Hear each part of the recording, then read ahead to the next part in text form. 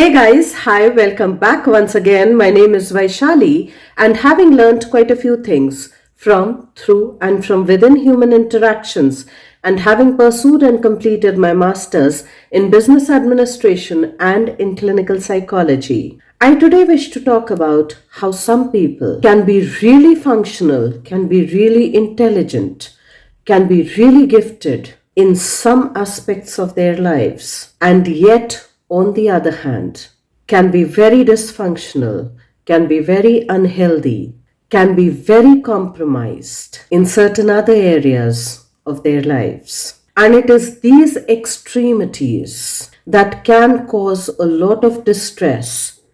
both within themselves on a very personal level, and can cause a lot of distress in their very personal relationships as well, in their close, intimate relationships as well. And when I use the word intimate, I'm not just talking about the romantic love relationships, but intimate relationships that form our inner circle, intimate relationships with our parents, with our children, at times with our extended families, and at times with our friends as well. So, when I'm referring to intimate relationships over here, it is essentially talking about the inner circle. Now, in order to expand and elaborate on this, I'd like to consider three movies as an example to be able to talk about it. So the three movies that I'd like to use as an example to convey that how at times some people can be extremely functionable, can be extremely intelligent, can be extremely gifted in one or two aspects of their lives, and yet be so dysfunctional, extremely dysfunctional in certain other areas of their lives. So how is it possible that somebody can be so extremely gifted, that somebody can be so brilliant at something and be majorly compromised in other areas of their lives wherein the imbalance is on the extreme? And stuff like this is beautifully captured through the movies like Shakuntala Devi,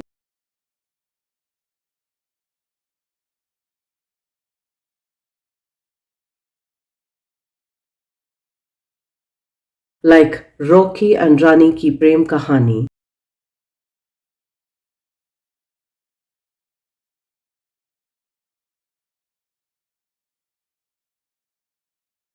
and the movie Dil Dhadakne Do.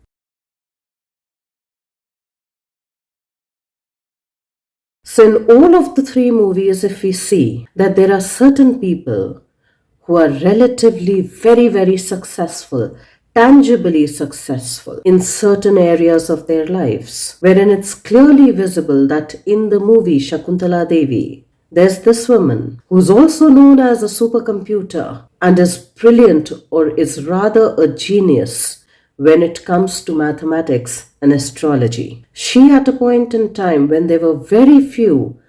working women professionals, was not just a working women professional, but she was a gifted mathematician. She found magic in numbers and she could play with numbers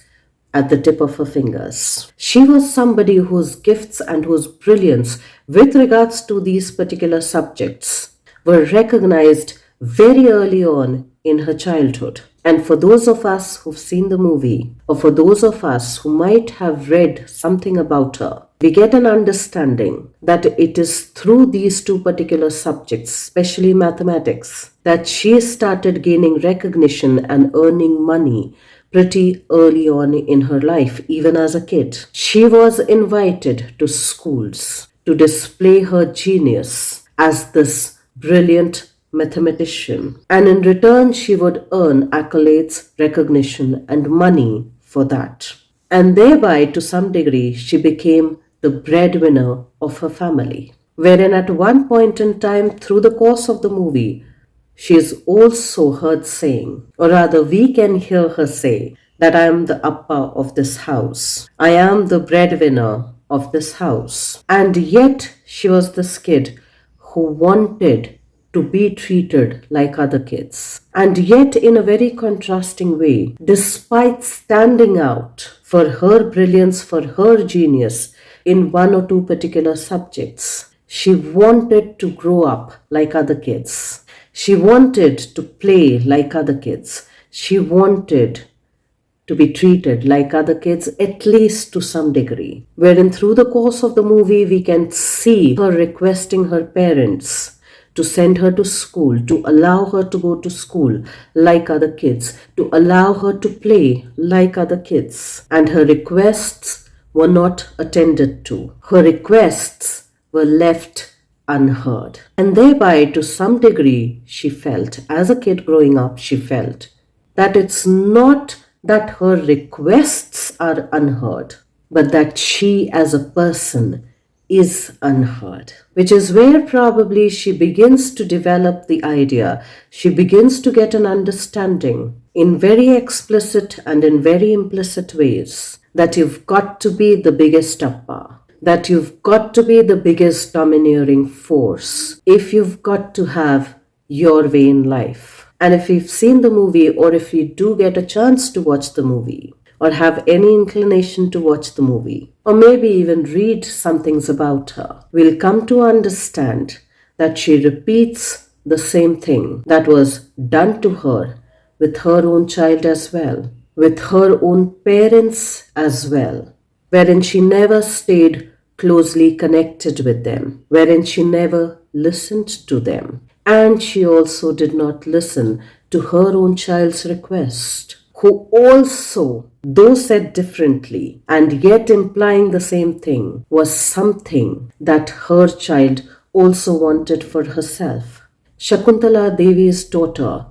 wanted a stable family environment. She wanted to go to one school that was located in one place, that had a consistent, reliable routine, a desire to be with other kids who were consistent, at least for some periods of her life, teachers who were consistent, at least for some period of her life, playtime and playdates with the people that she consistently and regularly saw. But unfortunately, none of her requests were listened to, were attended to, were heard. Exactly in the similar manner how Shakuntala Devi's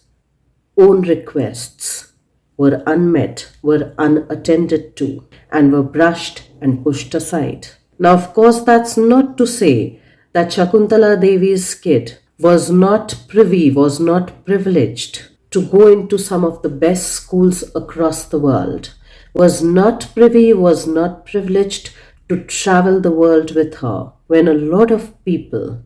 were not traveling the globe. This kid, being the daughter of the genius mathematician, of this brilliant mathematician and astrologer, had the privilege at that point in time, which a lot many people did not have, to interact with probably the best teachers and the best students in the world, with the best brains in the world in certain areas of their lives, to the best of the places and to the best of the facilities that at that point in time were not available in India. And yet, like every coin has two sides to it, the other side was that her wishes, this child's wishes, were compromised, were abandoned, were neglected, were brushed aside by a very strong-willed, by a very domineering, to a large extent, a very manipulative, a very controlling, an extremely ambitious, and a very arrogant grown-up, a mother in her life. Now, if we consider the other movies, like Rocky and Rani Ki Prem Kahani and Dil Dhadakne Do, we'll also see the two families that are extremely wealthy in terms of the financial riches. We'll also see people who have built a legacy for themselves with regards to their names, with regards to their standing, with regards to their social status, with regards to particular brand name. We'll see people who are very successful business people, who are very good with networking as well. And of course, because of these aspects, they and their family members get the privilege to experience some of the things, some of the luxuries, some of the status in the world that people who are not so financially privileged do not get to experience. These people get to experience living in lavish bungalows, travel on lavish yachts, or in luxury cars, get to own personal aircrafts. And yet, we'll also see that it's an environment that is extremely controlling, that everybody's got to toe in one straight line. And if you move out of the line, that will not be accepted by the family. The way it's shown when the character of Ranbir Kapoor expresses his desire to marry someone, expresses his desire not to join his father's business, but rather provides a suggestion to his own father that since his sister has a better business acumen than him, she should be the one running his empire, running his business, and taking it forward from him. Which to his dad, the character played by Anil Kapoor, is unacceptable. And in a similar manner, if you look at the other movie, Rocky or Rani Ki Prem Kahani, we'll also notice that the character played by Jaya Bachchan, the owner of this huge business empire that she has created and has run beautifully well, is also very manipulative, is also excessively controlling, is also excessively rigid, and appreciates things only when they go her way, and appreciates people only when they follow her diktats and her demands. And anything that is not in accordance with those diktats, anything that is not in accordance with her demands, is met with a lot of unpleasantness, is met with a lot of rigidity, is met with a lot of anger and rage. And all of these are character traits, at least in my understanding. And through the criterias of DSM 5, of not just narcissistic personality disorder, but also of narcissistic family disorder.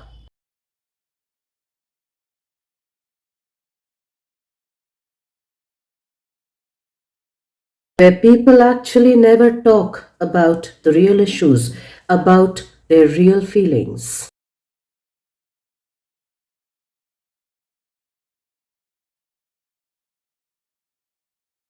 Where people are actually connected just on a very superficial level,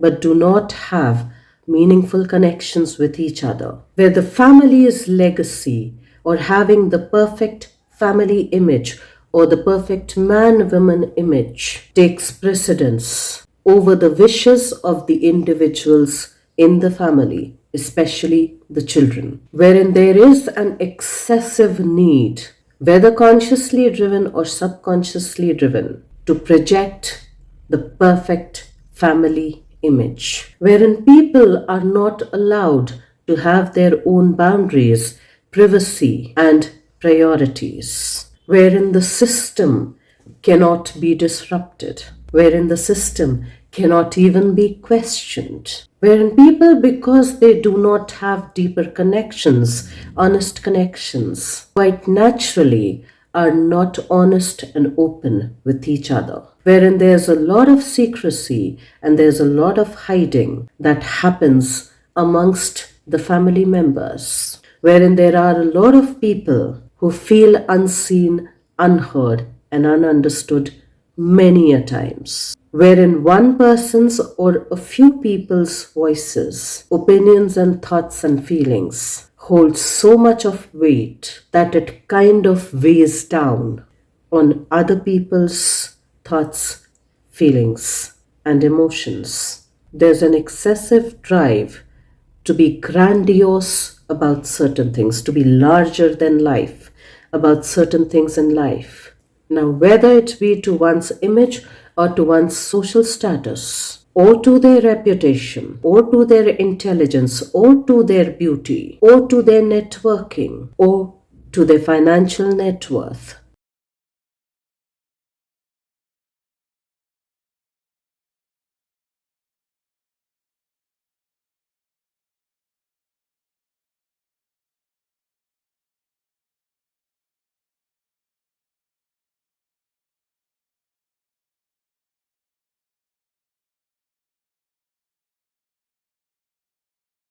And in a way, it then tells us that there's a lot of hypocrisy, a blanket of hypocrisy that covers the entire family, that not only covers the entire family, but it's mandatory for every individual of the family to maintain that blanket of hypocrisy around them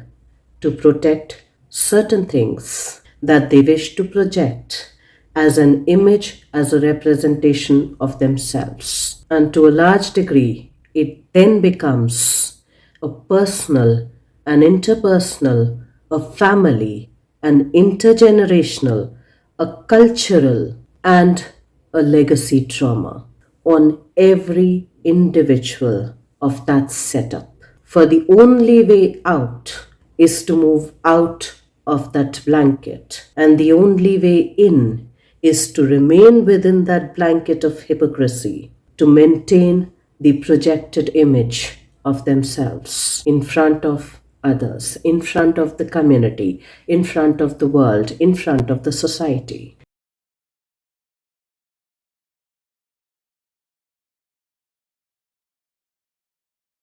And that, in a way, robs the individuals of their own essence, of their own individual uniqueness. Let's try and reflect on that. Let's try and see if we have been impacted by any such things in our lives. Let's try and question as to what are we trying to protect and what is the freedom that we are aspiring for, that we desire for ourselves, and what will be the cost price of the freedom that we might be willing to pay. And what is the cost price of not wanting that freedom, of not taking that accountability to free one's own self, that one is willing to pay in order to keep the blanket intact, in order to keep the pretense intact. Because unless we do that for ourselves, unless we actually take note of that for ourselves, it's kind of difficult to even begin to understand ourselves on a very personal level. Who probably has aspirations to have healthy, interconnected, interdependent, and uncompromised relationships with one's own self and with others as well. Let's try and reflect on those aspects first to help us understand what all has shaped us to become the person, to be who we are today. Let's try and do that for ourselves, and I will see you once again the next week. Till then, stay tuned in. And guys, if you do like the contextual content of these videos, please do like, share, and subscribe.